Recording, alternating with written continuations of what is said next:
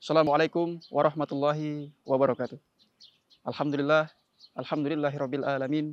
Wassalatu wassalamu ala asrofil anbiya'i wal mursalin sayyidina wa maulana Muhammadin wa ala alihi wa ashabihil mujahidin at-tahirin amma ba'du. Wa ya ayuhan nas ittaqullaha haqqa tuqatih wa la tamutunna illa wa antum muslimun. Qala Allah ta'ala fi kitabihil karim. A'udzubillahi minasyaitonir rajim. Bismillahirrahmanirrahim.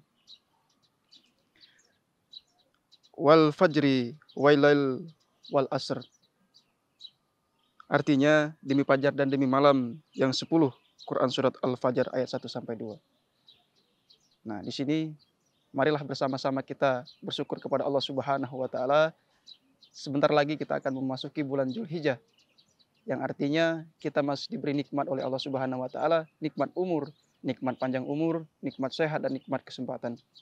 Salawat serta salam marilah kita sanjungkan kepada Nabi Allah Muhammad sallallahu alaihi wasallam. Semoga kita diakui sebagai umatnya dan mendapat syafaatnya di yaumil qiyamah nanti. Amin ya rabbal alamin.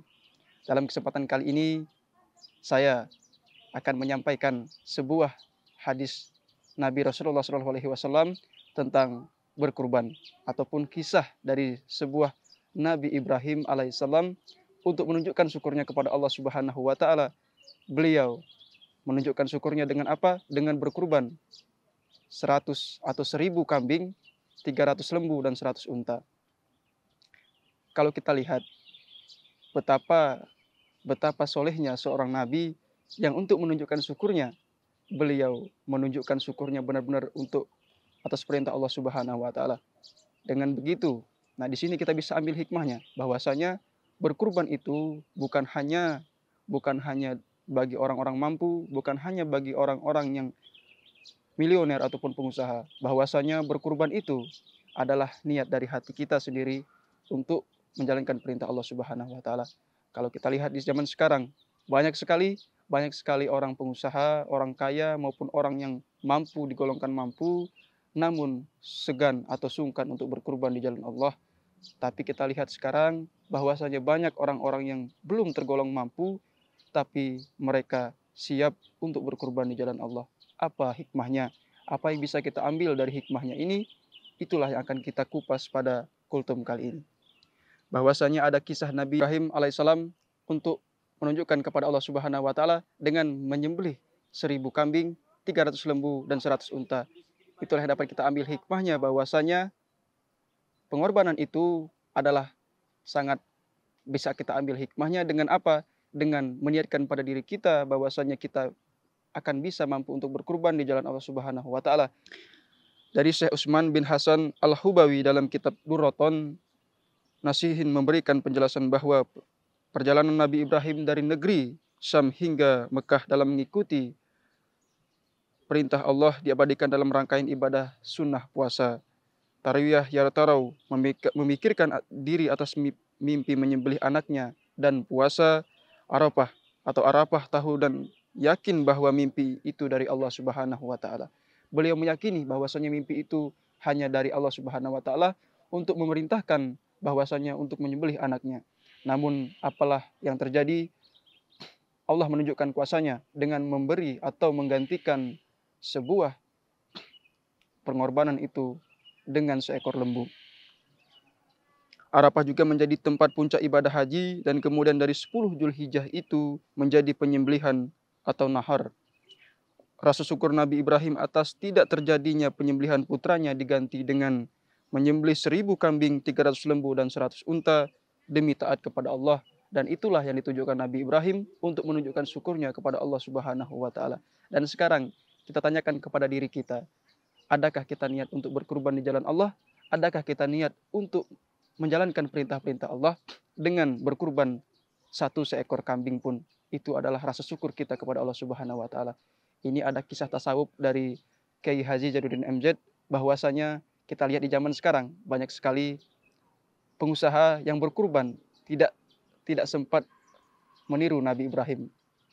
Terkadang pengusaha-pengusaha sekarang berkurban walaupun 1 kambing itu pun juga kurus. Nah itu yang akan kita kupas pada hari ini bahwasanya Nabi Ibrahim itu belum bisa ditandingi rasa syukurnya untuk berkurban di jalan Allah Subhanahu wa taala. Jelas sekali bahwa kurban ini menjadi ibadah sosial. yang sangat mengangkat derajat dan para peternak hewan yang menjadi bukti emansipasi kepada kaum du'afa, kepada kaum fakir yang menerima manfaat pembagian daging kurban yang akan kita bagikan atau yang akan kita serahkan kepada orang-orang yang membutuhkan. Nah, begitu pula perlu ditegaskan kembali pentingnya umat Islam memuliakan agama dengan cara mengikuti seluruh perintah Allah Subhanahu wa taala. Umat Islam yang sudah kaya hartanya diwajibkan untuk berhaji ke Baitullah dan untuk berkurban di jalan Allah. Termasuk disunahkan melaksanakan kurban terang Abdul Rizza As-Samani. Jika Nabi Muhammad SAW menyebut kata balat dalam khutbah Idul Adha, mereka perlu kita ambil hikmahnya bahwa betapa cintanya Nabi Muhammad kepada tanah airnya sesuai dengan firman Allah. Bismillahirrahmanirrahim. Innallazi faradu alaikal qur'ana raduka illa ma'adi kul rabbaya alamu man ja'a bil hadda wa man huwa fi dalalam mubina. Sesungguhnya yang mewajibkan atasmu melaksanakan hukum-hukum Al-Quran benar-benar akan mengembalikan kamu ke tempat kembali Mekah. Katakanlah Tuhanku mengetahui orang yang membawa petunjuk dan orang yang dalam kesesatan yang nyata. Quran surat Al-Qasas ayat 85.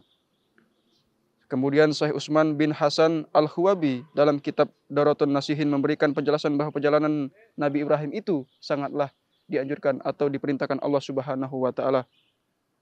Nabi Muhammad bersabda lagi, sesungguhnya darahmu, hartamu dan anggota tubuhmu itu haram sebagaimana keharaman hari ini di negara ini, bulan ini, dan hadis riwayat Imam Bukhari. Kalimat Rasulullah SAW itu di dalam khutbahnya diulang-ulang dan dilanjutkan dengan doa dan penegasan bahwa khutbah itu sebagai wasiat pada umatnya. Bahkan Nabi Muhammad SAW menegaskan sudah tidak ada lagi pertumpahan darah antara umat Islam dengan kaum kafir setelah Idul Kurban itu.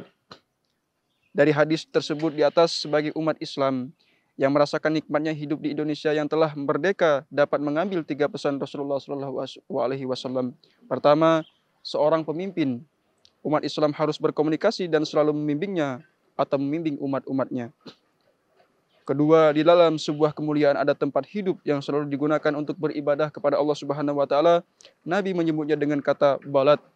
Kata balat dalam menyebutnya dengan kata balat kita. Kata balat dalam kamus Al-Munawwir karya Kiai Haji Ahmad Warson. Munawwir yang telah dikoreksikan dari Ali Maksum dan Kiai Haji Zainadul Abidin. Munawwir bermakna daerah negeri, desa, kampung dan tanah air. Jika Nabi Muhammad SAW menyebut kata balat dalam khutbah Idul Adha, maka perlu kita ambil hikmahnya bahwa betapa cintanya Nabi Muhammad kepada tanah airnya sesuai dengan firman Allah tadi yang telah disebutkan di atas.